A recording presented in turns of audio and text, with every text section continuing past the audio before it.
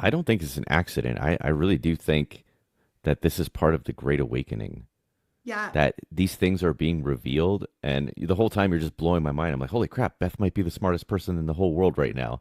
And because I mean, you're just tuned in and you're getting that download and it's being revealed. And I know that you still have to work it out, but Yeah. I think that you're really onto something. As you were talking, I'm like, oh wow, okay, ding, ding, ding, ding, ding. All the Yeah. wild stuff that we've talked about with conspiracies, all the stuff that we've talked about with chakras and energies and why we're here and what's going on. It's this is it right here. This is it.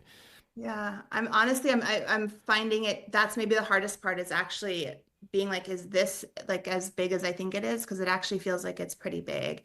It's The big. first week, it It's was just huge. completely overwhelming. I had no control over it. It just come in for hours, and like I said, I don't know what I'm doing, but I'm charting things inside of sheets and spreadsheets and stuff, and I don't really get it. And then week two, it started to be like, maybe I do understand some of this. Week three, I now understand it's not coming from external, it's coming from my body. So I call it a system of remembrance. It's in the cells of my body. My Hmm. body's just remembering it, and it's like it's coming out of my body.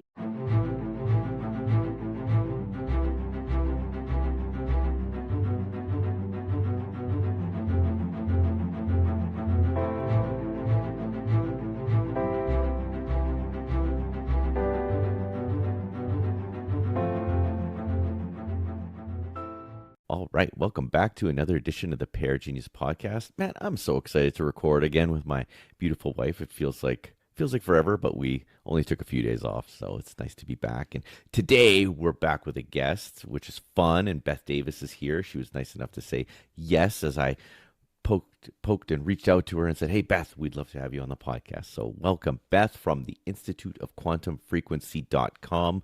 What the heck is that? That makes me really interested to know more about you and what you do. What is that? What is that? It's the evolution of, I guess, myself, the structure that resides within me. After teaching yoga for many, many years, which is an inward journey towards the self, I realized I'd actually built a structure inside. And was teaching from that structure. So it kind of had become an invisible curriculum that I was trying to help everybody see, and eventually realized that it actually was a structure that needed to come out in form. And that's where the Institute of Quantum Frequency kind of was born. And I'm at a place now where I feel like I'm actually working for it. And so it's a way of helping people understand their unlimited potential. I guess quantum is unlimited infinite, which I think is the truth of what people are. And it's frequency, different frequencies. So the frequency with which you embody is the frequency with which you move through your life, which is what you will see and form in front of you. So, and how you experience your life, how much joy you have in your life, how much fulfillment you have, is all based upon the frequency that you're carrying. So, starting to try and give people an actual structure as to how to navigate that and how to, I am going to say, increase your frequency. Not that an increased or higher frequency is better or worse, but there are different frequencies. And so if you're wanting to increase it, there is a path towards that. Oh, amazing. Amazing. So before we unpack some of what you just said, I want to say that um so I came into your sphere, I guess, as the pandemic was coming on, and I hadn't done yoga really ever. And all of a sudden, Corinne's like, "Hey, come do this online yoga." I'm like, "Okay." So I'm online, and it's weird because you have to position the computer a certain way so that you, as the teacher, can see me.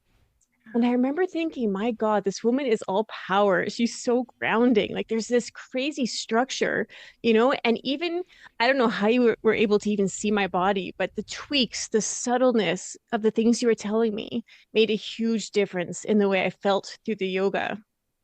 And that really started my yoga journey. It's been like now it's like 3 or 4 times every week. And even that I want to have a conversation about this yoga journey and then the whole quantum thing, like everything you do. And now as I'm sitting in your energy, it feels softer. Like there's like this ease and peace, still powerful, but really soft. It's so beautiful. I'm so grateful that you're here today. Oh yeah. I mean, I can feel that as well. I think there's a point when you know there's something. I knew there was something, you know, because people would take lessons from me and be like, what is that? What did we just do? And I'm like, well, that was yoga, you know? But actually starting to be able to articulate that. So less having to teach and bring it all forward and more knowing there's an actual structure here that we can start actually working through together makes me feel a lot more peaceful, you know, that it isn't, it's no longer Beth Davis yoga, you know, it's actually all about this structure that has transmitted through my body, really used my body. And now I can actually bring that out of my body into an actual form where people can start to actually find a way to move through the process of self-realization, which is ultimately what yoga is about, you know. At some point it really got to the place of such a surface of doing stretching, you know. And we do hear that, like, yoga is not about how flexible you are, yet it's still taught that way often. I think one of the major things I was doing that you're discussing, it's called direct realization. So it's bringing people into direct contact with their truth, physically, mentally, or emotionally. And that's what's kind of shocking for people that I find isn't done in typical yoga classes. They're really working on the physical realm. So anatomically, what makes sense, you know, like we should do right, then we should do left. But if we look at traditional sequences, movement sequences, they weren't done that way. And not because they didn't know better, it's because they were actually working on a deeper energetic level, not just anatomy, you know. And I think that some of that's getting missed now. We're really living in the physical and the mental, you know. Our entire society is, I think, addicted to mental abilities, you know. And the more you can achieve mentally, the more value you have as a human. And then we really kind of discredit the emotional body and then completely almost eliminate the energetic body because it's not physical, you know. We don't, reductionist materialist, there's no thing there, so it's not a thing, you know. But perhaps the no thing is like the most important thing of all that gives meaning to all the things, you know. So starting to kind of work on all four realms there. Yeah. And that's exactly it. So it's the way that it works for me, especially when we have a guest like you on, is that a couple of days before, the universe starts playing with me and starts like shifting my perspective so that I'm able to engage in a more meaningful way. So I went to yoga, a power yoga, hot power class. And for me, and I'm almost ashamed to admit that so much of what I do, my programming is performance based. Yeah. And now my body's tired. Like I'm starting to get tired. And I was at yoga and I was doing my regular performance based. It's like, you know what? I feel like I've hit the ceiling for what I can do physically in yoga. I can do the poses. I understand the shapes. What else is there? And I was holding a pose and I'm like, oh, wait, there's something here. What is that? And then I went onto your website this morning and I went to your socials and you had a post exactly about that, that there is something in the pose that you're meant to feel and understand and experience. I'm like, oh, the universe is so great. I love being led. Yeah. Yeah, I love that you found that. And I think you really nailed it. That was kind of my realization, is that we're addicted to the form, but we've lost the whole plot here. The plot is we only did the form to pull the function out of the form, like what's inside of that form, you know? And I had to go down like the most extreme paths of form. You know, I started I gave up my life to become a Bikram yoga teacher, which is perhaps no more structured form practice out there than Bikram yoga. Like there's the right way and the wrong way, and everything else is the wrong way. And this is how you do it, and this is how you say it, and this is the order the words come in, you know. And I studied that inside and out for 5 years. And then I moved into the 84 and studied with a world champion. His name is Isaac Garcia. Well, if you're a world yoga champion, you're standing up on stage to display perfect form. So I studied with him deeply for about 3 years. And it was just all about the form, taking it beyond the beginner into the entire lineage of the form. And then, you know, the movement practice is called the 84. That we were studying. It's also what Bikram came out of. But the 84, it could be compared to like Ashtanga yoga, so very lineage based. I also would compare it to Tai Chi practices or karate practices. So there's these ancient movement patterns that I now understand they were teaching more than movement. There was a truth, an ancient truth that was being taught, almost hidden. And I'm now equating it to the same as like the pyramids, how we're realizing, hey, they were trying to teach us something inside of these pyramids, or like Michelangelo's artwork. We know that he's got codes inside of that artwork, and there's answers inside of there that people are really trying to search out. And I really think that some of these ancient movement patterns were designed for that, to in order to bring truth through to the future, not by forcing it, but by kind of encoding it in ways that people who are ready could start to decode it. So that's what I think was in the 84, and it was my repetition of that practice, no change, like this, no other way, that allowed me to actually source what was going on inside. Whereas I find a lot of what's being taught, it's fitness now, and it's great and it's fun, but there's no truth inside of it. In fact, most of them are designed by what feels good. It's like personal desire. Like, I like this, so let's do this. Well, that's wonderful, but are we actually doing yoga here? Is there a fundamental truth that is core to all human beings that we can source out of whatever it is that was created?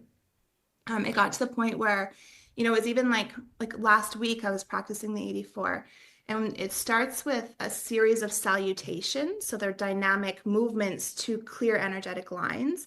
And the first one is called Salute to all the gods and all the goddesses. So basically all frequency, all high frequency that ever existed, we honor all of them, which is a reflection back of you, because you are the reflection of all of them. So it's a beautiful salutation.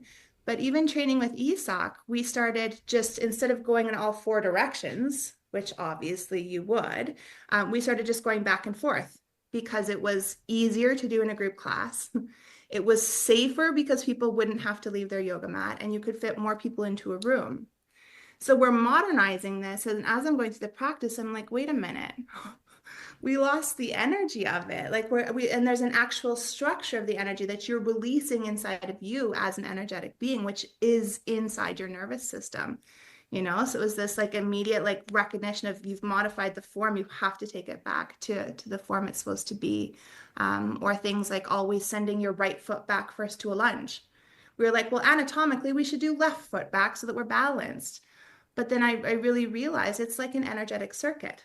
And you wouldn't just be like, well, we'll just send the circuit this way and then we'll send it back this way. Like, no, energy moves like this, right? So yeah, it's very I don't know what the right word is. I'm fascinated by it at this point, and the ability to bring it forward in like I said, to a form that others can start actually using is satisfying for sure. Yeah. It Do you makes think me that? almost sad. Sorry, dear. It makes me almost sad that I'm doing this yoga practice and I'm missing the energy, the energetics of it. It makes me like, oh, but that's going to send me on a quest the next time I'm there. Okay, I'm working within what I have right now available to me. How can I start becoming aware?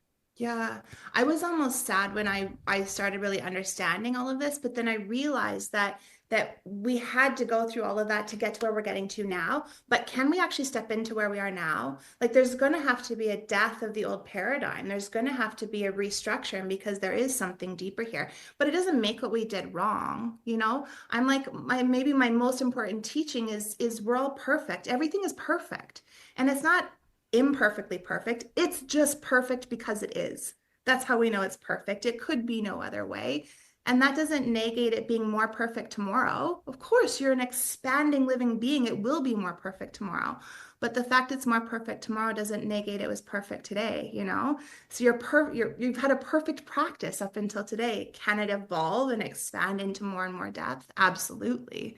And that helps you to kind of release what was without having resentment or rejection of it, because that's just a part of self-rejection, and that's the opposite Oof, of what we're that's a looking at big doing one. here is self-appreciation, the totality of self, right? And everything That's a that big lesson for my Virgo husband to learn. yeah, you can imagine the fact that you're perfect right now. The fact Uh, that what he did yesterday was not as perfect as what it could be, right? Yeah, yeah. I was joking with Katia. I had this moment where I hit the perfect crow pose. I was totally Yeah. weightless, Yeah. and then I wanted to like, and then I forgot to tell her about it, and then I told her Oh, about it like 2 or 3 days later. But yeah. the thing that sparked my memory was I went to go and do it again a few days later, Yeah. and I could just tell it was just like, no, this is garbage. My wrists are, I could feel it. It just, I lost it. I'm like, I should have just stopped. I should have just stopped with Yeah. perfection and No, because it not. wasn't any less perfect. Because now we're idolizing the form, right? Whereas the form actually is revealing something else to you. But we get hung up in the form was better 2 days ago versus what's being revealed to me inside of the form today. Your wrists are talking to you, your balance is speaking to you, and that's not imperfect. The form has just changed shape, which is That, hard to teach people.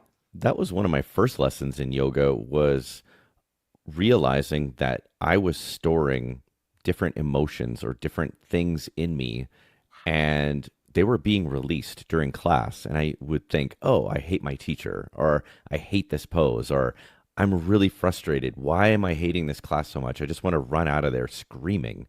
Yeah. And luckily, I learned early enough that, oh, I just hit something that had Hmm. nothing to do with this class, but it helped bring it out of me.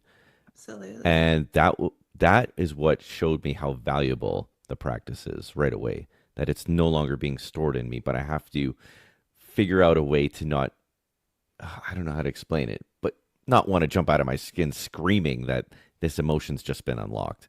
Right. Yeah, absolutely. I think that that might be what taught me compassion as a teacher. Like when I really realized that, because I feel energy, I see energy really well. And so teaching a group of people and feeling them hate you is like a whole other thing. Like as a student, you might think your teacher can't feel it, but they feel it. Like there's sometimes you're like, wow, there's 15 daggers, energetic violence coming at me, you know? And so you really have to learn how to like not take it personally. And that's when you really sit with that and you're like, wow, like the way that person is responding to this posture is going to be how that person responds anytime that particular, I say, code comes up. It's a fragmentation of something that hasn't been resolved, where that person does one of two things. They're used to like plowing through it or retreating from it. So, as a yoga teacher, you're essentially triggering all of these codes and giving them a safe place to sit with it. Like don't leave, just stay with it. And it's in the witnessing of whatever it is that it actually will dissolve. You don't have to fix it or change it. You just need a safe place to spend time with it. But yeah, the stored in the body, that's why I'm addicted to teaching backbending. Like the only reason I teach it is because it reveals fear, and the fear is literally stored in your tissues. And a lot of people are like, I don't know what you mean. I don't have fear. But then you tell them to backbend and they're freaking out. Like, you've got fear. It's in your cells, and we're going to put you in a position so it can come up and you can learn to breathe while it's coming up. And then it actually just dissipates out of your system. It doesn't leave, it actually integrates. I shouldn't say dissipates, it integrates into the system. One, Yeah. I one of love the, that you brought up I love that you brought up the backbends because that's another thing that came up this week and not by accident because the universe knows I'm talking to you, Yeah. but I'm a very bendy person, just kind of am. And I've been doing this a long time. But Yeah. I tell you, when they call any kind of a backbend, you're exactly right. There is fear and rigidity and when I go into it, so especially today, because I knew I was talking to you today, I let it go and I like really let myself, I'm like, oh, whoa, it's like something's being activated and it's vulnerable. And like it's a very different experience when you start to really lean into the backbends. Yeah, it's like I said, it is my passion. It's when I'm working with students, there's nothing that I enjoy doing more than holding space for that because I don't think there's another physical position you can put a body into where they have that much potential to resolve fragmentation within. So in other words, their belief in themselves, their understanding of their complete unlimited potential, their ability to show up for themselves physically, mentally, and emotionally in vulnerable positions. It just like it covers it all. And it doesn't matter who you are. It doesn't matter how good you are at backbending. There's always the next step.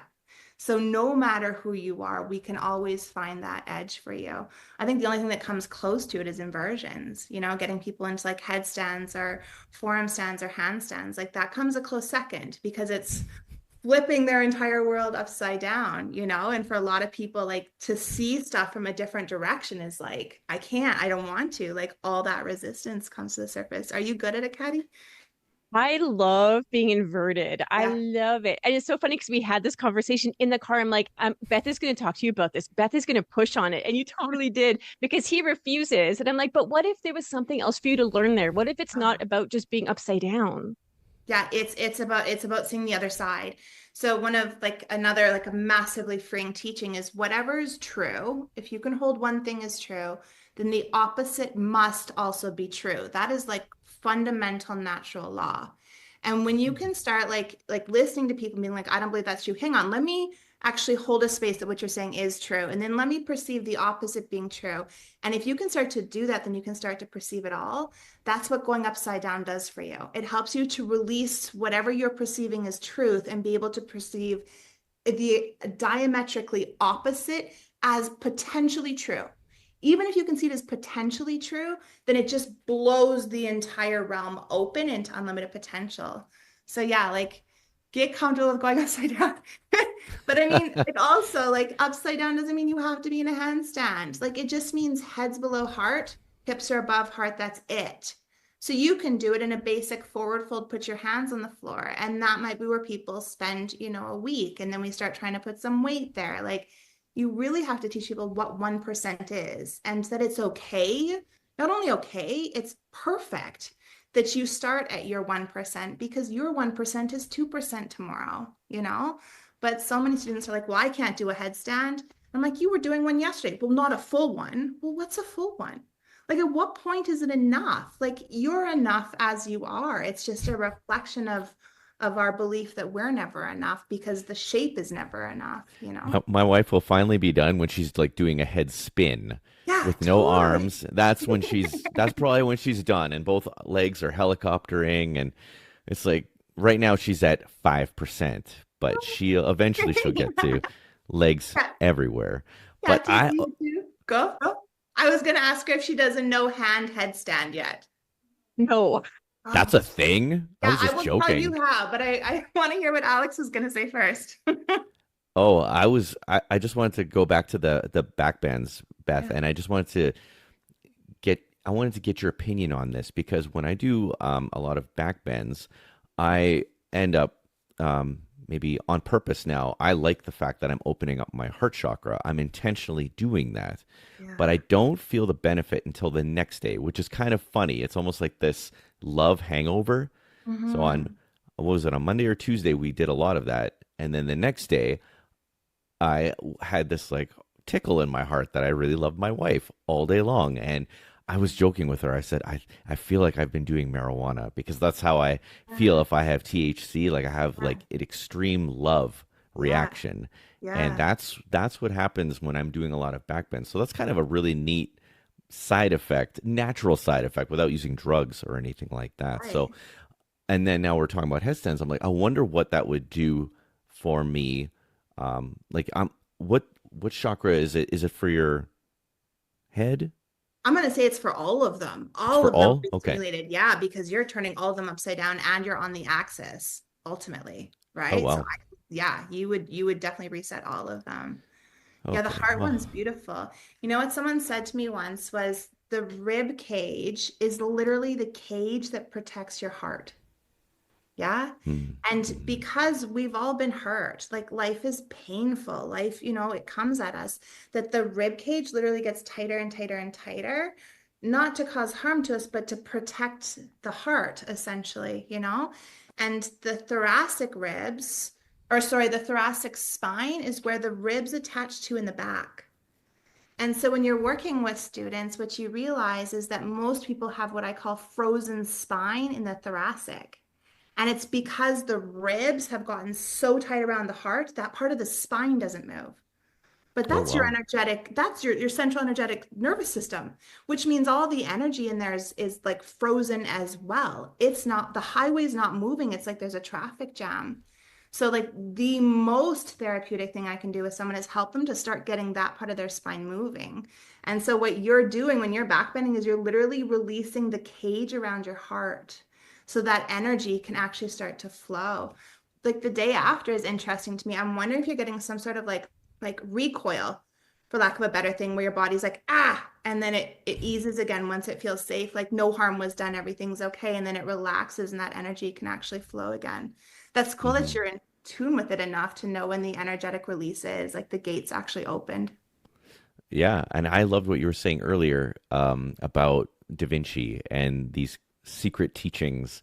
And Yeah. I'm always fascinated in that. And that's why I got into conspiracies. And that's why I love Dan Brown and the Da Vinci Code. And Yeah. but see, and I don't think there's anything wrong with being curious and wanting to know what they, what they hid in there. It's like you have to make that effort to go and find that magic, Yeah. and then it's not meant for everybody. It's meant No. for the curious ones that make the choice to go and seek for it. Yeah. Yeah, curiosity, right? Like that's what takes us back to that childlike nature, which is like the closest to the truth of who we are. The more curious you can be about things, but I'm the same. Like I was like, I think there was a video game on the Da Vinci Code, wasn't there? Like I did the If there book. was, I would have played it Yeah, I probably. swear there was like around 20 years ago. Yeah, and so it's like that's what I feel like I'm on right now with the 84 code system, the structure that's actually coming out. It's like there's the best way I can describe it. It's like there's like a pinball machine inside of me, and every time the ball hits a wall, that's basically a fragmented expression of the whole. And that's like the trigger, where you want to throw the dart at the yoga teacher. Basically, the pinball just hit the side of the wall, which is revealing one of those fragmentations for you. So I actually feel like I'm drawing this like Da Vinci Code map of the inside of people so they can start to actually explore it and not feel like there's nothing there, because there is an actual structure and you can actually reconcile all of the codes, which, Oh like I well. said, I believe was hidden inside of the movement pattern. Yeah, it's fascinating. There's three structures now I'm working with. I wasn't going to tell you about this. It's a secret still. Well, you're still Well, working it's on it, not, right? You're I still haven't fully, it's a transmissions are coming through at this point, which means they're not cognitive. right. So a bunch of knowledge essentially is coming forward and I don't understand it. So I have to try to figure Part out, two. Part two. yeah, yeah, I love that though, because that's how I get things too. I get these little seeds yeah. and these downloads, and then I have to go about my day and try and make sense of it. That's the way And I it, do it it. does unfold throughout your day, right? Like Kathy was Yeah. saying, like the universe is actually speaking to you. If you can slow down and just like be aware, it's all coded, it's all in patterns. And if you can't see the pattern, you're just not standing back far enough or moving slow enough or being gentle enough. Sure. You know what? I love that you described the ping pongs in your body hitting the wall Yeah. because I last week I was in full resonance with myself and I recognized the resonance and I'm like, oh, hooray, resonance is here and I'm all set for a long time now. And then this week it's been not like that at all. And I'm like, oh, so I feel like when I'm in resonance, that ping pong ball is just nice and up and down and everything's flowing. And now Mm. that I'm out of it, it's like boing, boing, like Yeah. it's like hitting all these things. I'm like, how can I keep the ping pong ball in resonance? Right. And I think it has a lot to do with having an actual structure where we bring all of this into the conscious realm instead of it kind of floating in the unconscious. If you have an actual map, and then you can start to know when a code's actually been resolved, versus, oh yeah, I'm still working on this. So part of the reason the program I built, it's not linear. And if you purchase it, you have it for the rest of your life because you might do course 1, 2, 3, and then want to go back and do one. It's a bit like, I don't know if you know Yogananda's book, Autobiography of a Yogi. It's profound for sure. One of the greatest spiritual books of our time. I've read it 8 times now. But everybody will tell you this. They read it multiple times. It was like the only book Steve Jobs had in his briefcase when he died, and he wanted everybody at his funeral to have a copy. Like it's profound. Okay. But each time you read it, you're reading it from a different consciousness. And therefore, you're picking up different stuff from the book. You're like, oh, I never caught this before. I never caught that before, but you weren't ready for it.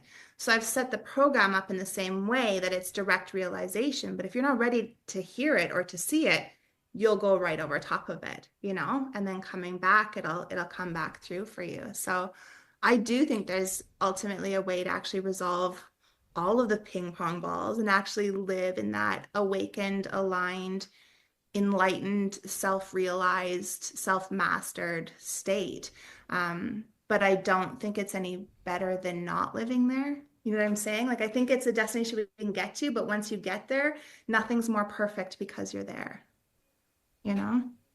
Other than it feels good, doesn't Right. it? It's frustrating though to feel like you've taken 3 or 4 steps ahead, and then 2 or 3 days later you wake up and you're just back in crap town. Like, what is going on? How did that happen?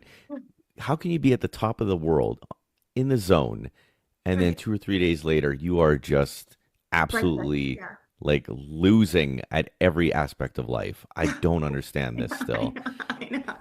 And I feel like it's just because life is in a spiral, right? So we're really just doing the same things over and over and over and over and over again, right? So you just got back to that same part of the spiral, but My you thought spiral you were goes never, down the toilet. yeah, exactly. How you approach it will either be down or up, right? Right. Yeah.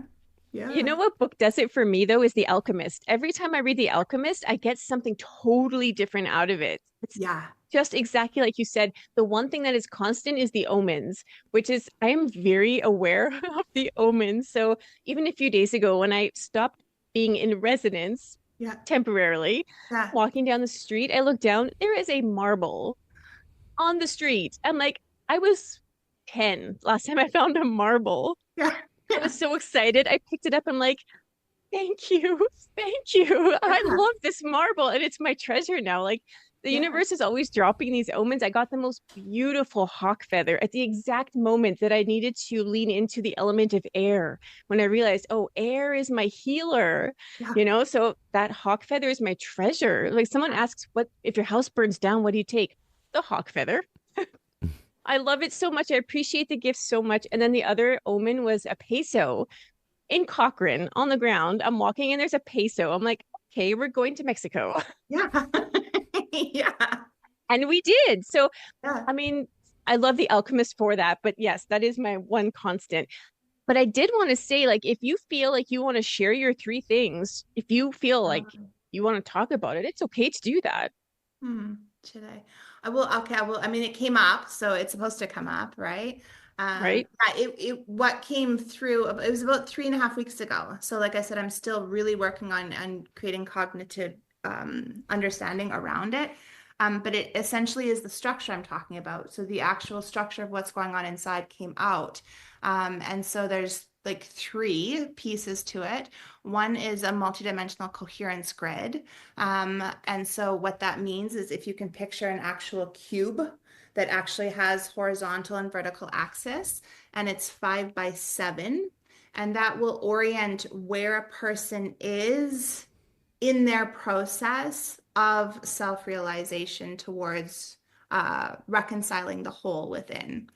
And inside of that grid is nested the 84 code system. So it's a bit like a marble with an origin in the center, and that rests right inside of the grid.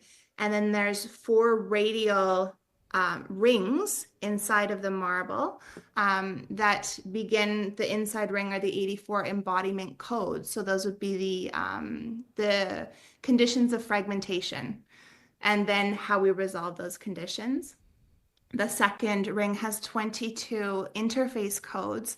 So they're essentially like lock and key codes. So using breath in order to resolve that fragmentation. And then radial from that is 24 stewardship frequencies, which is essentially like Kathy was kind of saying, it's so if you felt like I was grounded when you came in, it's your ability to actually project aligned or coherent frequency into a field and stabilize it for others. So it's how you're actually presenting forward. And then there's 2 surrender frequencies, which are kind of the final level. And one of them is dissolving personal identification. So self-identification is separate from the whole, seeing yourself as, like I said, separate. And then the other one is basically control, the fact that you think you have to control everything in your life and you actually don't, which again is like Kathy's saying, like there's actually a dialogue going on here. You're actually in a divine romance when you step back and let that happen. So like finding the omens is kind of that. And then the third transmission that came through was essentially, if you know who Nassim Haramein is, he's now tracked 0 point energy. So saying this is actually where energy comes from. He's released a paper. It's genius. He's got all the mathematics behind it. So essentially the third piece that I was able to transmit was able to take from 0 point energy and then find the 6 somatic pathways into a human being that enters into the grid. So it's all great to have the grid and the nested system of codes inside, but how did the energy get in there? So we can track it from his 0 point through the somatic pathways. So things like it can enter through breath, it can enter through the environment, you know, and then it has 2 channels in. So a coherent channel, which would lead, you know, to alignment and order. And then there's a control channel, which will lead to fear and disorder. So it's expanded more than I ever perceived. However, I think it's what I've been doing for 20 years, just like I said, coming out in a form so it's no longer invisible. So people aren't in a yoga class being like, how'd you know that? How'd you do that? It's like, okay, here's how I knew. And here's how you can track it in yourself, you know? I don't think it's an accident. I really do think that this is part of the Great Awakening, Yeah. that these things are being revealed. And the whole time you're just blowing my mind. I'm like, holy crap, Beth might be the smartest person in the whole world right now. And because I mean, you're just tuned in and you're getting that download and it's being revealed. And I know that you still have to work it out, but Yeah. I think that you're really onto something. As you were talking, I'm like, oh, wow. Okay. Ding, ding, ding, ding, ding. All the Yeah. wild stuff that we've talked about with conspiracies, all the stuff that we've talked about with chakras and energies and why we're here and what's going on. It's this is it right here. This is it. Yeah, I'm honestly, I'm finding it. That's maybe the hardest part is actually being like, is this like as big as I think it is? Because it actually feels like it's pretty big. It's The big. first week, it It's was just huge. completely overwhelming. I had no control over it. It just come in for hours, and like I said, I don't know what I'm doing, but I'm charting things inside of sheets and spreadsheets and stuff, and I don't really get it. And then week 2, it started to be like, maybe I do understand some of this. Week 3, I now understand it's not coming from external, it's coming from my body. So I call it a system of remembrance. It's in the cells of my body. My Hmm. body's just remembering it. And it's like it's coming out of my body back into me kind of thing. Um, and yeah, I sent Nassim an email earlier this week, which was like a big deal. But I was like, hey, Sure. here's the jam. You're not peer reviewed because it's all theory. I can take your theory, feed it into a human body, and prove your theory through physical form, and it doesn't matter whose the body it is, which is really cool, right? So it's like the systems become like the infinity. You have to have the theory on the outside, but then you need the form to prove the theory. Well, what better form than the human body? Oh, did he email you back?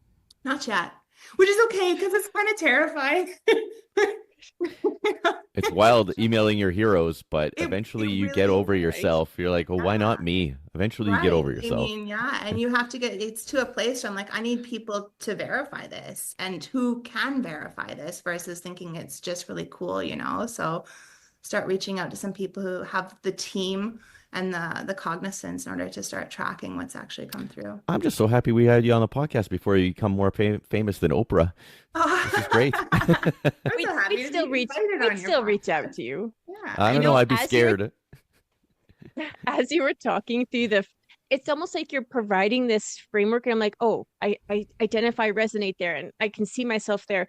So as you were talking about the surrender piece, I did pull myself a card this morning, and it was like, it is the surrender card. And I'm like, oh, so that's where I am. I have to just let go and ease into the intuitive and wateriness of, I just love that I can like see and feel the things that you're saying because Yeah. it's so true. And I'm the same way where the information that comes to me is sacred.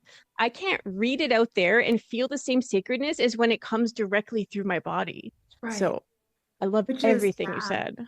That's probably like the fundamental piece of like what I'm offering people is I'm not offering you something external. I don't have another tool for you. I don't have a device for you, and I don't want you to believe me.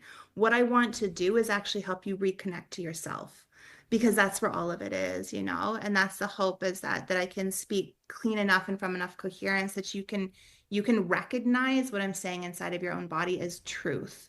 So that's really what I've been doing is tracking for people in groups or in one-on-one as to when there's a misalignment of truth, whether it's internal or external. And then once people can perceive the misalignment of truth, you know, and it's just truth. It's not my truth or your truth. It's just truth. And when you come face to face with it, you're like, yeah, I'm not aligned here. My nervous system is disorganized, you know? What's the end goal, Beth? Or I shouldn't say end goal, but Mhm. is it to connect with your higher self?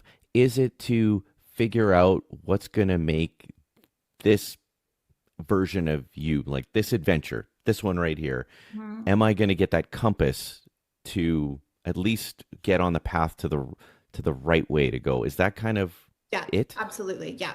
That's I think what people have been coming to me for is that I can reveal the precise next step in your healing journey, which I don't really like using the word healing journey because it's gotten kind of woo-woo. But if I can use kind of an analogy, what I say to a lot of my students is if you can imagine that, do you know what a tap light is? Do you remember tap lights? They were like dome lights 20 years ago and they And then sat you on would, the table and you could tap it and it would come on. yeah. Yeah. Oh, okay. It's Yeah, yeah. just basic dome light. So I see every human as a dome light. And then what happens is blankets of fear get thrown on top of you. Yeah. So the first blanket of fear might be when you're born and you're not breathing and the doctor's scared you're not going to breathe. And that's an energetic blanket of fear. The next blanket of fear, let's say you don't latch on to your mom to feed and your mom is now fearful you're going to starve. Blanket of fear, energetic. Do you know what I'm saying? Hmm. And this just keeps on going through teachers and family members and friends, and people just keep energetically, basically tossing their fear on top of your perfect light. So, what I've been doing is coming along, saying, let me get to know you. And then I kind of lift up one of the blankets and I say, oh, do you want to see what's under here? Let's take a peek at what's under here. And people respond in different ways, like anger, or they're terrified, or they're curious, depending on what the blanket is. And then it's going to be up to them to look. And when they look, that blanket will dissolve. So, what I'm essentially doing is giving people the pathway in order to find those blankets and have enough structure to feel safe in considering taking that blanket off until all that's left is just that dome light, you know? And once that dome light is left, it just deepens and deepens and deepens into what that dome light actually is, which to me is origin. So I've stopped saying, God or source or higher self because that's actually in duality. And what we're trying to do is get to the place where it's one. There is not self-identification as separate, right? So you when you say higher self, it's a fragment of you. But that fragment of you is not better than any other fragment of you. Hmm. Does that make sense? Yeah, totally. So I think it's actually more reconnection with origin versus getting to the place of living like your higher self. Because I think even with your when you're fully realized, you're still going to go through stuff where you're not living as that one fragment. You've just incorporated and embraced all the fragments of yourself. And no matter which one is expressing, you can hold that as a valid piece of yourself, not reject that piece of yourself, you know? Wow. The word origin, I'm writing it down. That's one of my ponder words, I think, for the rest of this week, because as soon as you said origin, my whole body lit up. I'm like, whoa, what was that? Right? Yeah, Do it's you? It's a remembering. yeah, Yeah, it is I was gonna yeah. ask. I was gonna ask Beth. Is the first blanket the scariest, and then it gets easier, or does it get like more terrifying the closer you get to the light? I don't think it's linear like that. Okay. I think depending upon the person, and the reality is you've been going through your life running into these blankets over and over again. Just nobody's been actually being like consciously, this is a blanket, like this is what we're doing right now, and Hmm. then giving you the options. Yeah. Because the options that we are unconsciously going through is one, I'm going to force through this blanket. I'm going to rip it off. And it's violent and aggressive, and I'm left with harm. I've harmed myself, perhaps harmed others around me while I've gone through it, or to Okay. completely retreat. I'm not even going to look at it. So this is the other option I'm presenting is like, let's actually learn how to find the blanket and spend time with the blanket. You don't have to Right. fix the blanket. You don't even need to have the expectation the blanket is coming off. It's just when you spend time with it, like I said, it will in its own time absorb into the truth of who you are, as opposed to rejecting it, which is ripping it off or getting away from it. It's a rejection of truth in some way, you know? Okay. Yeah, I always picture everything like a video game. It's like, okay, the Yeah. first step is hard, but then the game gets harder as you go. Or yeah, or is it Yeah, or the the opposite of opposite. is it the leap of faith and then things kind of tend to get um more, not, I guess, repetitive. It's like, okay, I've done this. I survived. I know that I'm not going to die. I can do this again. It's Right. That's what I'm always looking for, is that confidence Yeah. of, okay, I did that first step. I was terrified. I didn't die, because that's the worst Right. thing that could happen. Yeah. And now it's like, okay, am I ready to learn the next thing about myself? Or am Right.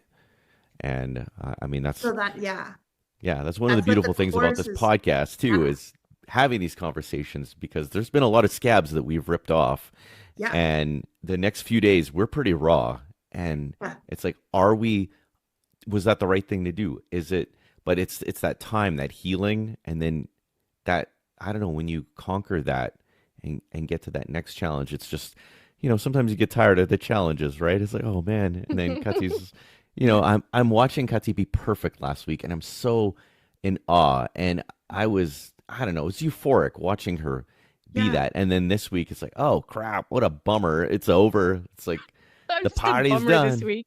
Yeah, it's just a bummer. It's like, ah, crap. Now we just got to work and be regular people again. And Yeah. it's like, man, you just always want But to be you know this what? rock star. If Yeah. we're talking in terms of that video game, I feel like I have to say that after the experience, after the level, you get to retool because you've learned something. There is that nugget, that treasure within the experience. And Right. now it's like, oh, I'm going to retool myself. I'm going to back up, retool, and then I'm going to do it again. So I'm just in this Exactly. retooling phase this week. Yeah. Yeah. Which when I built the course system, like the hardest part was I always said, like, I teach now. I'm a yoga teacher. The first word of the scriptures is now.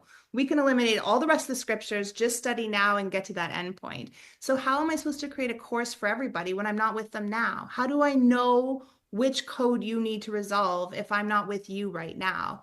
But fundamentally, there are I have to build certain resistances in you before I can build others. Yeah. So Hmm. as you like, when you get to course 8, we're dealing with some realizations that are going to create massive resistance. But that doesn't mean, like the old saying, like you have to go back to the fundamentals. So you could be working on course 8 and then go back to course 1 and be like, oh, this is the piece that I didn't actually drill in. And I have to bring this back so that I can actually go in and do this more challenging thing. Yeah. So I Hmm. think that there is like a progression there, but that's why I say it's circular. It's not actually linear. And if you're looking at it as I'm just going to complete this and complete this and complete this, you're just in consumption of content, which is actually kind of what we're being trained to do out there.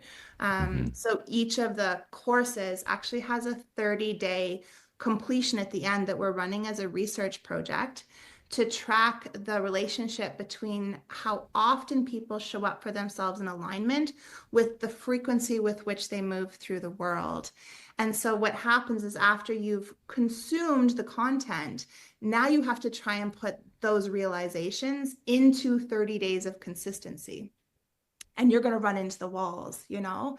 So Hmm. it's designed to kind of force you to get hit by those codes over and over again. But in the safety of your own home, at a dosage you can handle with no timeline, you know, like life goes forever. I'm not going to say the course lasts for a year. You do the thing until you're done doing the thing, you know?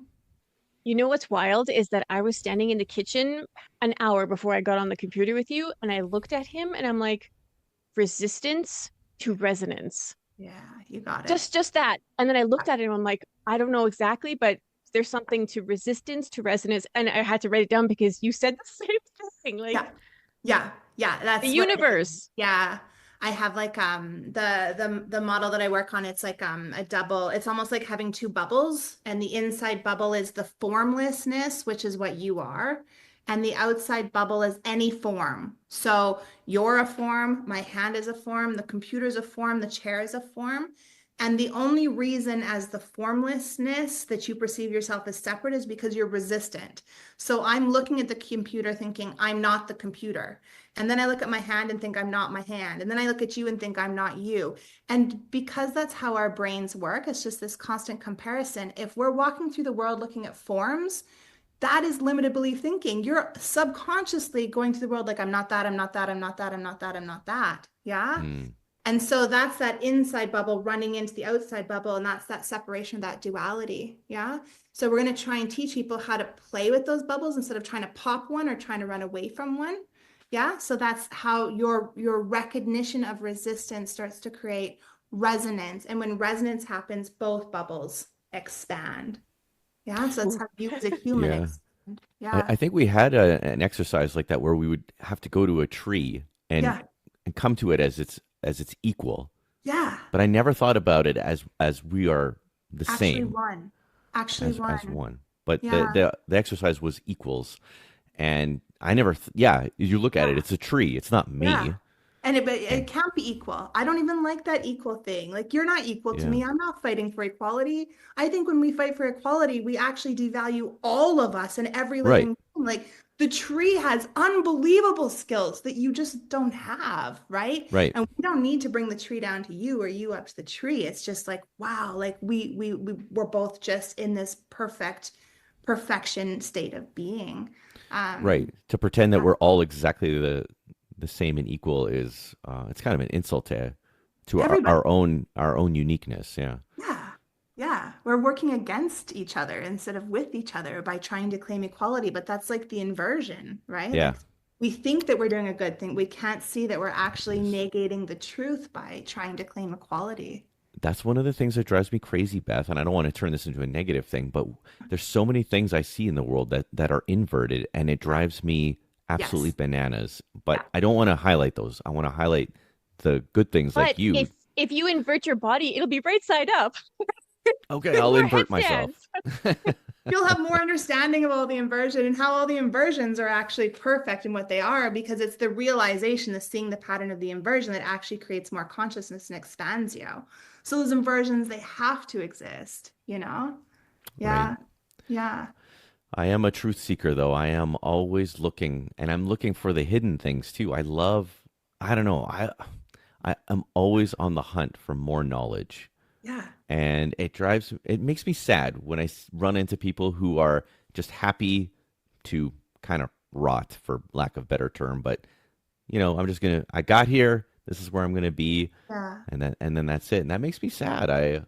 But if that's their path, then that's their path. I shouldn't pity Do you them. know that Yogananda, now he's a profound spiritual teacher, spent more time in the unknown realms than in the known realms. He estimated that each soul or each being has about 6 billion incarnations before they have their first human incarnation. Ooh. That's wild. Right, before you hit your first human one. So often when I run into those people you're talking about, I'm like, they're on their first human incarnation. Give them a break. You're probably on That's like your 5,025th incarnation, you know? Well, I don't want to brag, but I was thinking more around 7,000. But But yeah, you can see how people, they're not interested in bringing the unconscious into the conscious realm, right? And hmm. I think it has a lot to do with they're babies and the cycling of the life patterns, you know? But that that's is a another way nicer way to look at it, dear. Yeah. yes. But growing up, and this is one of the things we were talking about, and it drives me bananas. I always feel like I'm doing it the hard way. I'm learning it the hard way. I could never find the guide, or I'm just too stubborn to listen or look for the guide. Everything I learn is kind of on my time. Yeah. And I just wish sometimes that it would just be easier instead of getting hit in the head with a hammer and then the information gets there. Do you, okay, you don't want anything to be easier. Easier is the bypassing. It's what the other people are doing you don't want. What you Okay. do want is to start consciously doing the hard things with ease. Yes, that's what I want. Thank you, Beth. Ah, Yeah, Done. just more ease. You don't want to stop doing the hard things. In fact, that's why you're where you're at and you are a truth seeker is because you know that doing the hard things is what's creating that expansion in Yeah. consciousness. So it's like you don't want to stop. You want it to get more and more hard, but you And want that's to have the capacity to move through those hard things with as much ease as possible. So again, that's a lot of what the coursework is designed to do is to bring people up to that edge and they have to figure out how to do it with ease. More effort is not going to do it. We have the effort and the ease. You know, you improve in life or yoga two ways, through effort or through time. So a lot mm, of times when we're trying to effort our way through something, it's about just back off and let time actually create the ease for you. But yeah, don't do anything easier. If any okay. student says, "Can I do this?" I'm like, "Why?" And they say it's easier, I say no. Absolutely not. We're not doing the easier way ever.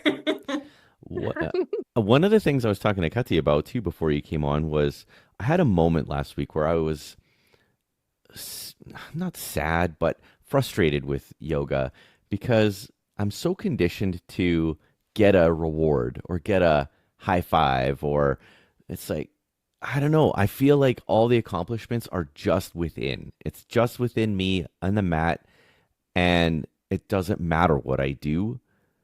I guess it kind of only matters to me, but it's like, man, sometimes I'm frustrated because there isn't that recognition. Like I want a black belt or something for doing yoga, for getting to certain level.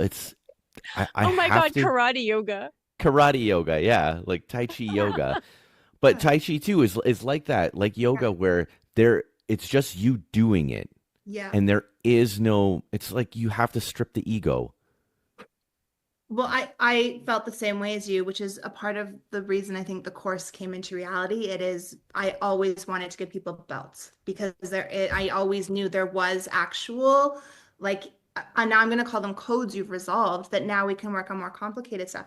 When I've been working one-on-one with someone for 5 years, it's a completely different game than when I'm working with someone on their third session because we've developed our ability to work on that. And that person would be like a black belt, you know? But I Mm. think for so long, yoga has been the invisible curriculum. So they had no way to actually track what you were doing. So that's fundamentally what I think I'm trying to bring forward here is a way to actually track what's always been invisible. So it's not like I'm the Hmm. first person doing it, but I might be one of the first people to actually create a system to track what it is that we're all doing. Because it's nice to get that little dopamine hit of an Yeah, achievement, right? Here's yeah, my little silver yeah, medal. Like, ah, you did yeah. that. Doo-doo. That's why I I play know. Call of Duty. It's like, I oh, know. I I know. got this, and it's kind of addictive, and Yeah. gets you going. But I mean, I was patting myself on the back too. It's like, I've stuck with this for a couple years without that need or that dopamine hit for that recognition. Yeah. And I think that says a lot about me and my growth. So I kind of gave myself my own pat on the back. Right. But I did want to bring that up to you. I'm like, man, Yeah. do you ever find yourself frustrated with that invisible achievements? It's, I think, also partially done on purpose. Um, they say that yoga will give you just enough glimpses to keep going. Mm, Does that make sense? So that's yeah. what's happening is that's why you've stuck with it long enough because there's been just enough glimpses of, wait, there's something here to keep you going. Yeah. But I don't Mm. think that they ultimately want you to have that dopamine spike because then you're living in frequency duality. So your You're life you're becomes like this, you're right? Whereas chasing one the of the tail of the dragon like yeah. cocaine. Right, exactly. One of the fundamental teachings is santosha, or being Mm. able to live life in contentment, which means it doesn't matter if it comes or if it goes, I am, period. You know, that's where it's trying to get you to. So that's one of the reasons that the dopamine hit probably shouldn't really be there, you know? But like I said, there's no reason why at this point that we can't start actually tracking where somebody is in the process, right? That's the point of the coherence script. So Yes. it's not tracking Yeah. timeline as in linear, but you can see where you are in the process of finding that totality of self. Right. So you're almost retooling us with this ability to check in, Yeah. engage, and because that's some of my frustration with yoga is, and I love it so much, but part of the frustration is I am very rarely seen. I'm one of these people that kind of floats and I don't get seen. And then Yeah. when I have this amazing accomplishment, it's not an achievement, it's an accomplishment, whether through body or spirit, the teacher doesn't see it and they don't notice it and they're not connecting one on one with me. We're in this group setting and they very rarely, I'm in the corner, they very rarely look my way, Yeah. so there's a little bit of sadness there that I wasn't seen, which is sad because that's my only source of community too right now. Yeah, I mean, I think that that's one of my talents is people would come to my room and they all felt seen, every one of them. Every single person would get the next layer. I didn't care who you were. At some point, you were going to be given exactly precisely the next layer that you needed to hear. And yoga teachers just aren't trained to do that. That's not something they're trained to do. I'll call it a gift that I happen to have. Regardless, every single time I'm teaching, whether it's a one-on-one or a group, you will hear come out of my mouth, I need you to see yourself in the mirror. All humans want to be seen, and I need you to learn how to see yourself. Right? So being able to pass that baton back to the students consciously, while still being able to meet them there. But yeah, I think I hear exactly what you're saying. And that's the importance of ensuring students understand, like, it's you that needs to see you. I'm going to see you too, but no matter what, it is you that has to see you, you know? 100%. Yeah. I would say that, I mean, for all the guys out there that it's funny when I hear guys say that yoga is like for women or something. I'm like, oh, really? Because I started yoga because of my jujitsu injuries, Yeah. and I was sick of being in pain, and I used it as a way to increase my flexibility. The Mhm. injuries didn't stop. I stopped doing jujitsu, Yeah. and I stayed with the yoga because I could see the benefit for the 80-year-old version of me. Yeah. That if I, I can bend, I can put my entire hand underneath my foot. Yeah. I can, I'm joking with Kathy. I'm like, I'm getting close to the splits, woman. You Yeah. just wait. Those Yeah. splits are coming. Yeah. But I'm getting, and Yeah. she knows me since we were in high school, how Right. inflexible. I am Yeah. probably one of the least flexible person that she Yeah. knows.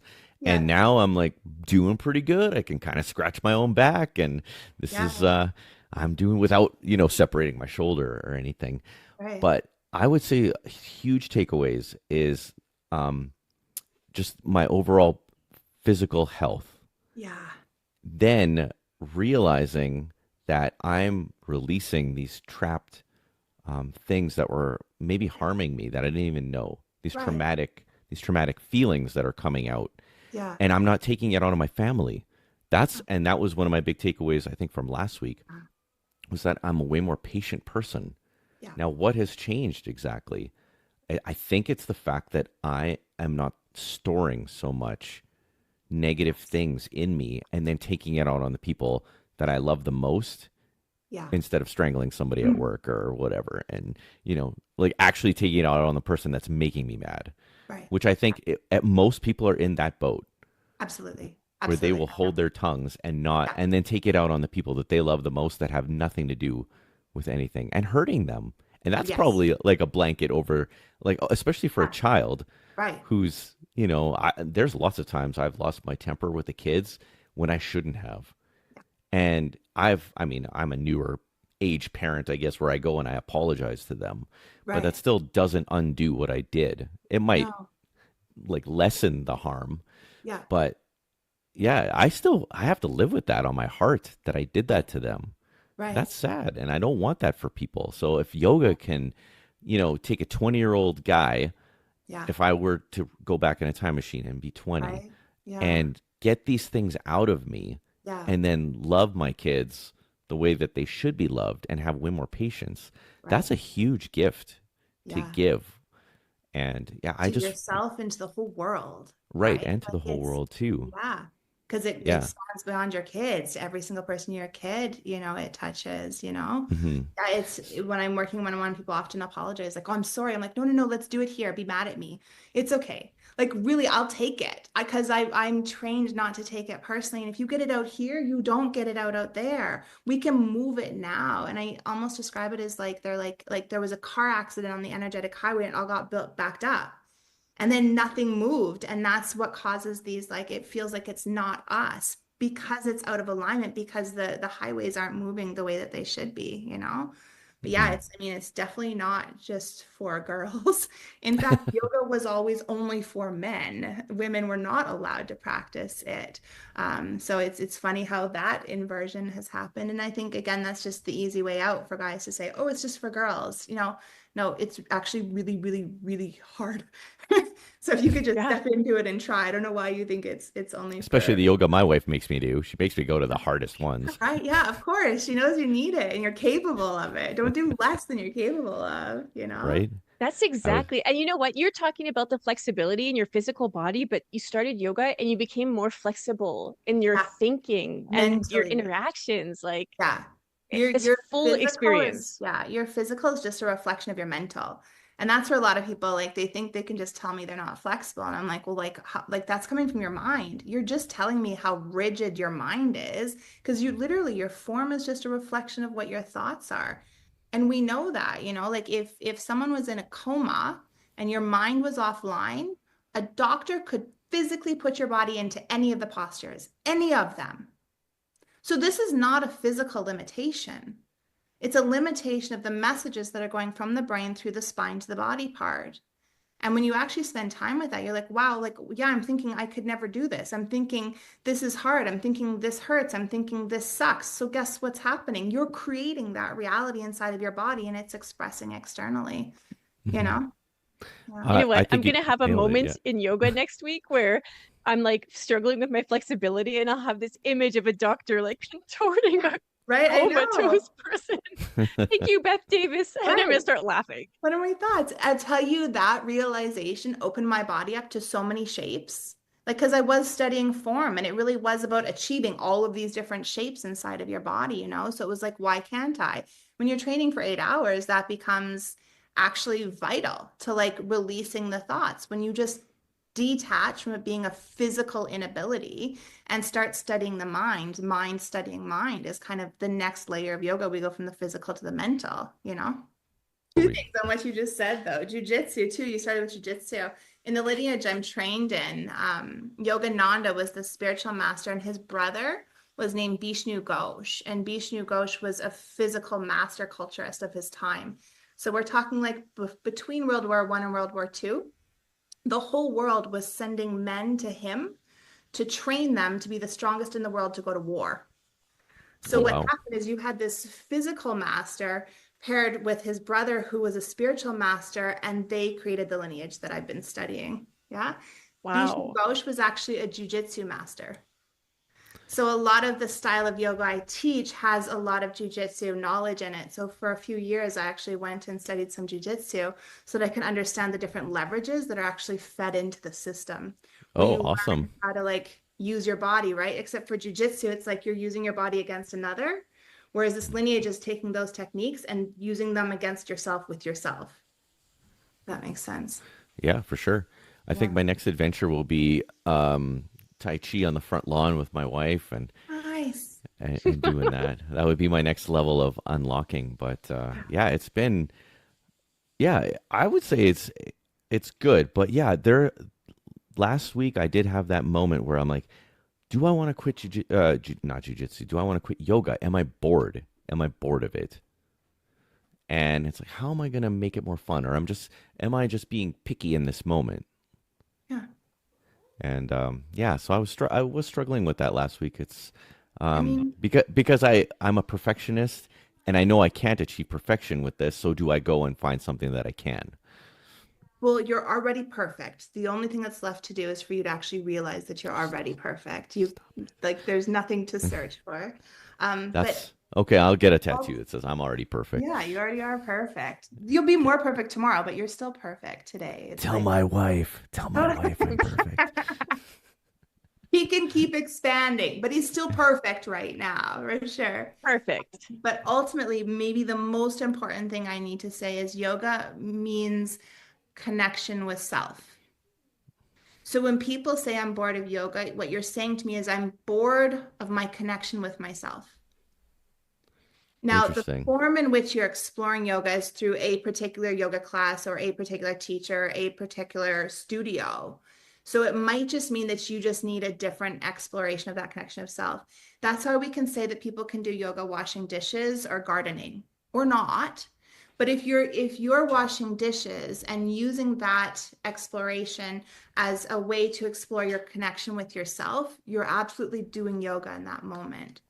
So it Interesting. sounds like you just need a new expression of yoga because actually everything I've heard from you sounds like you actually adore your connection with yourself and exploring what truth means, right? Because that's the only place you're going to be able to extract truth from is from a deeper connection with self. The funny thing is I'm married to this person that has to go at certain days, certain times, certain like it's all got to be the same. Yeah, If she could yeah, eat the same thing yeah, every day, just to nourish herself, not for yeah, flavor, not for if it just gave her whatever she needed, she would eat the slurry every yeah, day, be done. yeah. And that's like this is who I'm married to. And it's like, hey, why don't we go on Friday evening and do yin? Oh, I don't know about that. I don't know.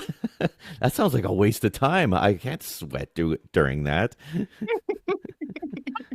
I can say if you master one thing, you master all things. So she's on to something there. But also, the pattern always needs an interruption. That's a part of natural law too. So you might need to take her to a breathwork class one I'm day. amazed at Yeah, how right. repetitive things can get for her. And she's just like, nope, still good. Yeah. Slurry. Every day, slurry. Every day. Hey, if you're She's talking about yogurt, it's good for me. Yeah. it Oh is my wild God. watching this person. And she's laughing hard because she knows I'm just like totally nailing it right now. Yeah.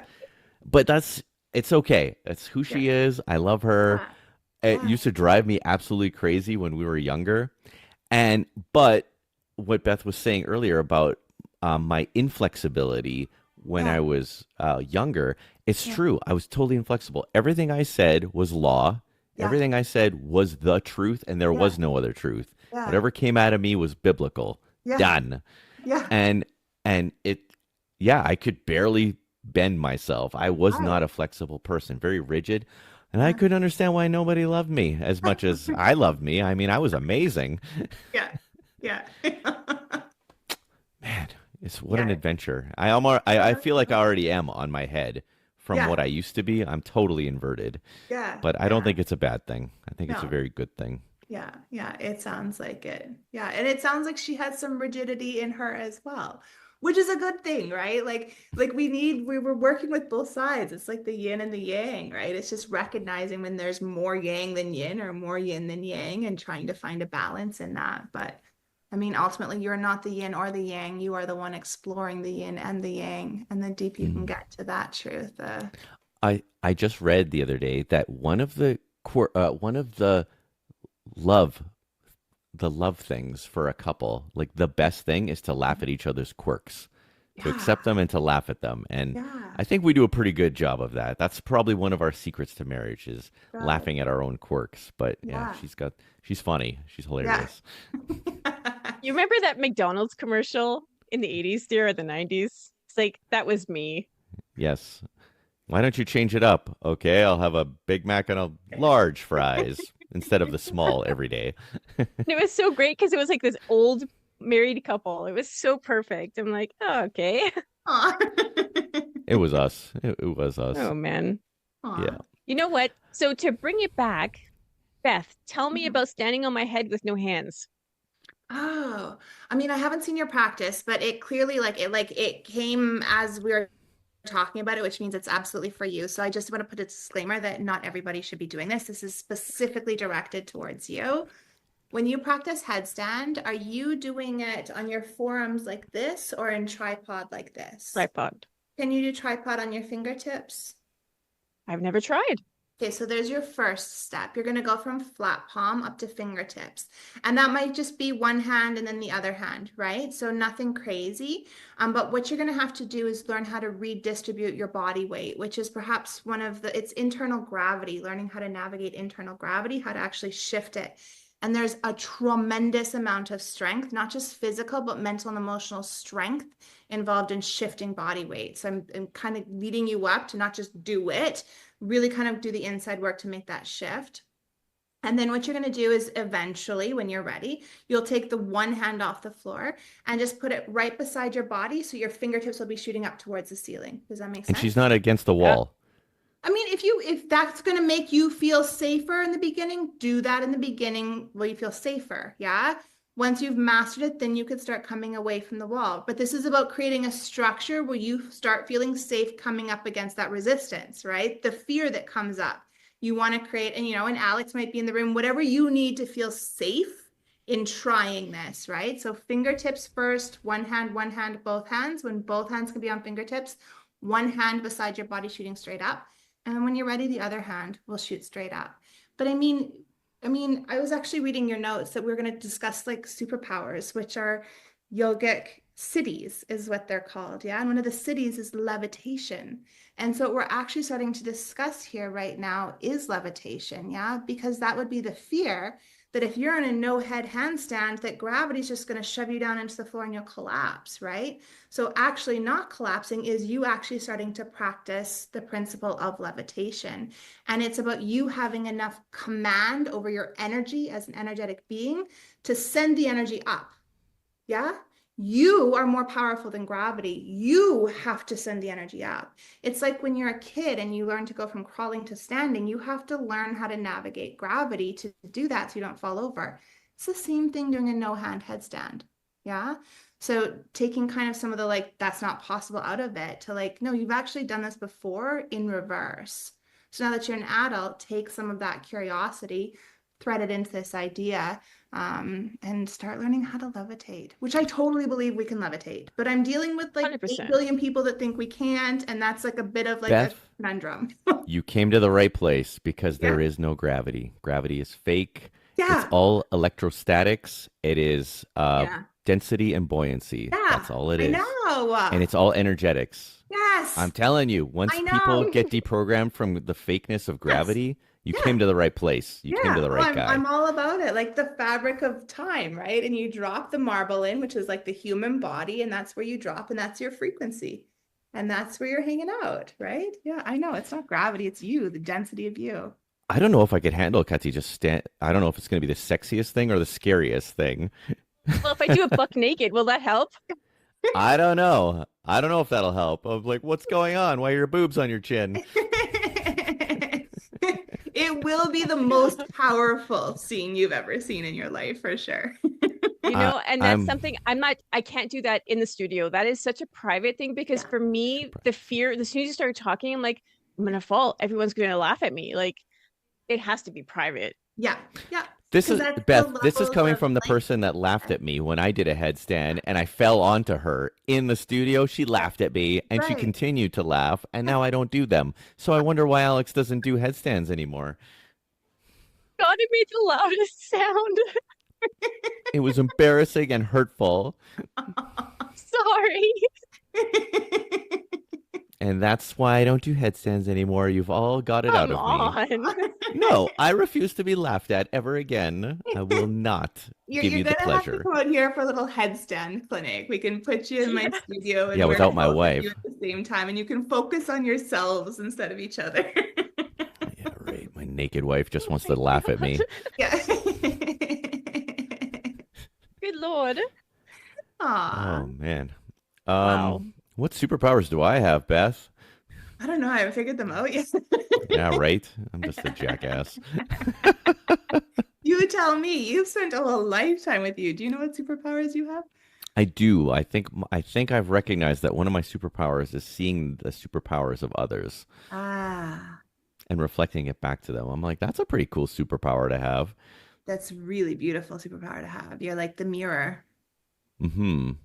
Yeah. but I wasn't always that. So No.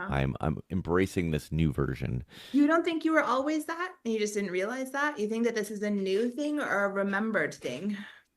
I think it's a Remembered. new. I don't know. I think it's a new thing. You think Kathy, it's a remembered thing? did he Kathy always have knows that better with than I you? do. He always had it. He always had it. Like, Yeah. and he has really come into this high level, deep, profound piece of him that he is remembering. And I'm watching how that's changed his conversation with clients, Yeah. and he's doing things that technically, I mean, he's presenting himself as the SEO guy, Yeah. but the conversations he's having, these are like soul level conversations. And the other person's left like, what? This was unbelievable. Yeah. So Yeah. you've always had it. It's the Yeah. secret sauce. That's the most important part about having like a sacred partner to go through life, right? Because they can see all of those things in you and we can't see ourselves. Like the one can't Mm. see itself. That's why we live in duality, so that we can have all these other people and forms reflecting back the truth of who we are, until we actually come face to face with it. I think one of my biggest regrets when I die will be that I didn't read enough. And it's so funny because I'm married to a person that doesn't need to read. She just has these knowings, and Yeah. it's so interesting that when I read profound things and I tell her, she's like, "Oh yeah, I I feel that or I know that." And Yeah. that's it's always like a nice double confirmation for me. I think that's almost how I learn what's Yeah. true. It's like I bounce it off of her, and if she says Hmm. yes, I'm like, "Okay, cool. That's integrated now." Because if she can confirm that without reading it, I know it's gold. That's actually a really cool thing. Do you think that that's a masculine feminine thing? I'm not going to say man woman, but I'm going to say Sure. masculine feminine thing. Yeah, Because of the probably. intuitiveness of me, right? Right. But I would say too though that part of the next phase of his journey will be realizing that within himself because he has the intuitive power there, Yeah. but he's spends a lot of time up here because he's that Virgo. He's craving that analytical and the information, and but there's a way that he can drop in and verify that for himself. Yeah. Which is why I said masculine and feminine, not man, woman, because every living being has both dualities in them, right? But Right. most men, gendered men, express more masculine, and most gendered women express more feminine. And I think that that feminine energy just has more access, like through the womb, quite literally, into the unseen realm, right? And I think a big role of the masculine is to create enough safety or protection for that feminine to access that. So you can do that in duality of like a relationship, but then learning how to do that within, right? So Hmm. how can you take your masculine energy and support a place for your feminine energy to actually come through and start intuiting these things? So it's not natural, but I would agree that I think it's fundamentally within for sure when you're quiet and still enough. Yeah, I mean, I can definitely tell that when I'm being creative, Yeah. and it's okay to make mistakes, but it's funny when I'm being creative and I make a mistake, the first thing I say is, "Oh, you're not a man. Like you're a That's a terrible good man. thing. You're garbage. You're." Terrible. Yeah, no, but that's what it is. It's like, did I actually create that safe space, or like who is this intruder that's coming in to belittle me right away as soon as I make a mistake? And meanwhile, most of the time, I will say this now, I'll recognize fatigue once I get Mhm. tired. Mhm. I don't rest when I should, and that is when the mistakes will come. But that's also when the gate is down and I'm vulnerable to this talk from this evil version, right? That's trying to get me to doubt myself. Yeah, you just said some really important stuff. Like I said, I train the 84. I teach the 84 this practice. And it's not called 84 because there's 84 postures. It's called 84 because 84 numerologically means complete, which means the energetic system has been completed. And it's 2 hours minimum. And when we get to the end, the last 15 minutes is inversions. Well, I know when I started the practice, I was like, this is crazy. Do you know how tired I am? And now you want me to go upside down? Like, why don't we do this at the beginning of the practice? But actually, it's there because a lot of you're so tired, the gates are down. So you've stopped having that resistance to seeing the other side, to going into the other side. So that's why it's presented there. But yeah, I think it's And then we qualify it as a mistake, but it's not a mistake. It's actually perfect. And if you could stand back far enough, you would understand the perfection of it, because we're so close to things we can't, you know? And It's true. Yeah. it's so hard for people to perceive that a mistake could be perfect. But again, it's that ripple effect. You don't know how that little mistake affected five other ripples down the road, you know, and how it changed your path to navigate you into the perfect place, you know? The other Yeah. thing I say that people don't realize is that sexual energy is creative energy. It's the same. They're not different. Hmm. Yeah. So when you're thinking I'm of with you on that. creative, I have a lot of creative energy, apparently. yeah, yeah. Yeah. And I think it's helpful for people to realize that, you know, that it's an energy inside you that needs to move. And there's so many ways to move it. But when you can bring it back down to fundamentally, that's just what creative energy is. It allows people to start moving that energy in different ways and appreciating it in different ways, you know? I would say like what you were saying is so true for me because when I'm so exhausted, I'm making those mistakes and I get through that darkness and then I come back. Let's say I'll just come back the next day. It's right there and it's so obvious and it's so easy. And that's where that major learning happens for Right. me. It's like, oh, I am a man still. Yeah. It's okay that these things happen and that just took a step back and I was gentle with myself and um not just so that's the spiritual lesson Yeah. of me. And then Yeah. there's the actual lesson of the thing that I'm working on. It's like, Right. oh, okay, next time I won't do that. But the real beauty is that spiritual lesson of Yeah. my growth that okay, I didn't die. Yeah.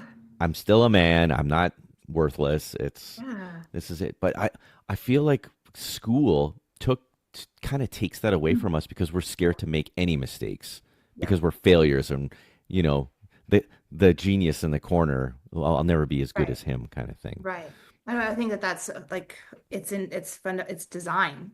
It's by design because it keeps people disempowered. Yeah. If we actually had a society of people completely empowered, nothing that's going on right now would be going on the way it's going on. You Right. know, people are doing things because of what they've been trained in school, but also in the home, right? It's generational energies that have been passed down. There's an embryologist, and he actually states that we're nothing but the energetic residue of generations past, which I think is just so beautiful when you realize that, you know. But Wow. Yep. like I said, I do think it's by design without going into, we could go really deep into conspiracy Mhm. type realms, but I ultimately I think it's just the disempowerment of society in general to maintain the few in power, right? It's Yes. harvesting human energy is 100%. what it is ultimately. Yeah. Yeah. One thing that Kathy and I were talking about was just reflecting back on our children, especially when Yeah, they were very little, yeah, is how good they were at self-regulating. yeah. And I don't know, did we teach them anything or did we just create this really safe place where they didn't ever have to, unleash? I don't remember them ever really unleashing, Really, ever. really. And I'm like, man, I think that's a testament to the home that we built. Absolutely. Absolutely. Yeah, that you know. And I mean, even like you said that you went back and apologized. You're like, it didn't change it. No, stories don't change anything, but you're showing your child how to navigate the world. And like these things happen and this is what we do. You know, that's ultimate personal responsibility, the ability to respond to anything that's going on, not to control everything that's going on, right? You're not here to Yeah. control it. Who knows why you had that explosion? It's not necessarily all about you, you know, like there's other things in your teaching as a father, and a part of teaching is showing all expressions of self, you know, not performing or hiding or masking expressions of yourself, because then what does that child learn? To hide and mask, and I should never lose, I should, you know what I'm saying? Like, and Yeah. that's, then we just have a society that's all performing with masks on. Oh, I just had a moment. I'm like, oh my God, I was probably the one that they were like, holy smokes, that guy doesn't know how to regulate. This is how to do it properly. Yeah. Oh, don't do as I do, kids. Don't do as I Yeah. do. I'll get there eventually. Totally. Oh man, it's so Yeah. awesome. Um, Beth, we probably should wrap this up, but I know you have to come back for round two because there's just so much good stuff.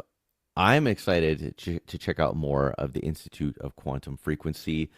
Yeah. Sounds like you have a lot of amazing things. Are there different programs that people should look at? Like, what's a good starter thing? What do you just jump in the deep end?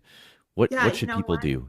I created something called the energy shift experiment so people could kind of spend some time with me and the teachings and start to understand like coherence via resistance training.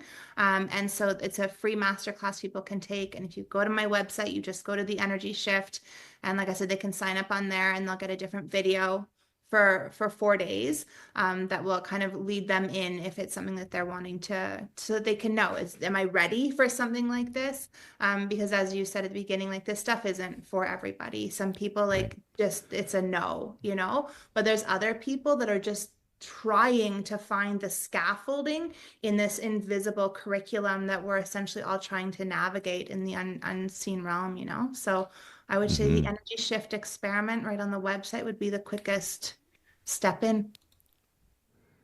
Yeah, that's awesome. I'm definitely gonna go check that out. But you totally nailed the nail on the head with the hammer that it is not meant for everyone. It is No, meant for those that are truly They're seeking seeking. Yeah. and they're yeah, ready. And yeah, I think that's a beautiful way of putting it too, because if you just advertise it to the masses, it won't mean anything either.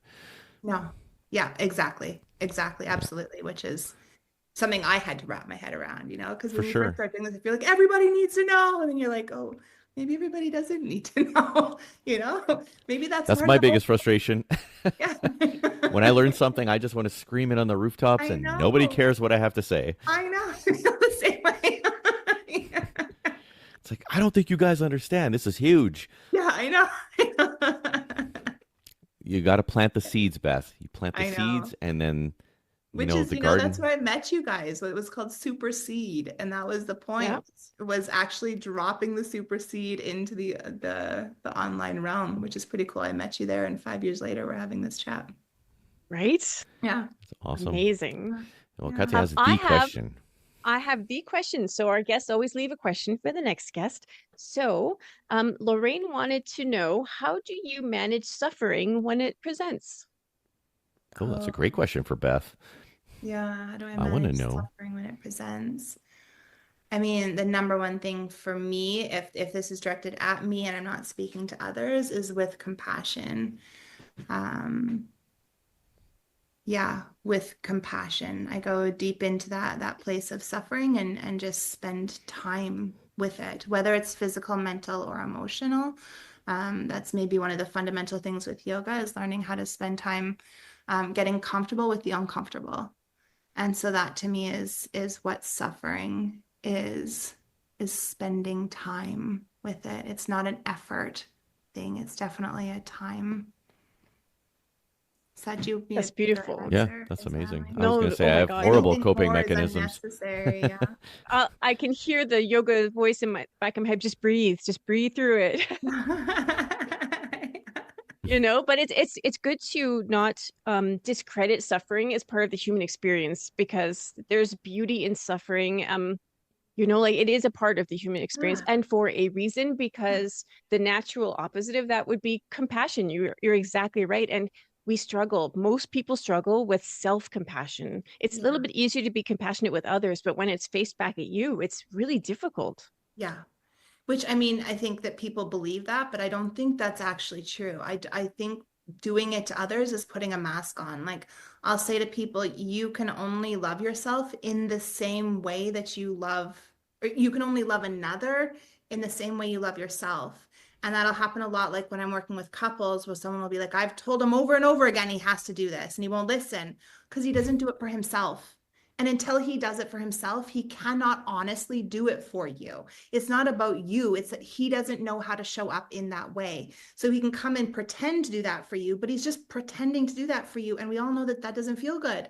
You can Hmm. tell when somebody energetically is doing something to do the thing versus doing something because it's actually coming from the truth of who they are. So I think a lot of people that struggle with self compassion believe, like they actually have this belief that they're great with other people but they don't know the silent undertone that all those other people are actually feeling when they are trying to present compassion to them, you know? Yeah, I know that I'm not compassionate with other people because I'm not compassionate with myself. Right, I do know that. And the thing I right. hear, I think from most people is that I struggle with compassion and I kind of replaced it with the punisher, and I'm punishing myself constantly, but I'm also punishing everybody in my life. So, yeah, there's work to be done.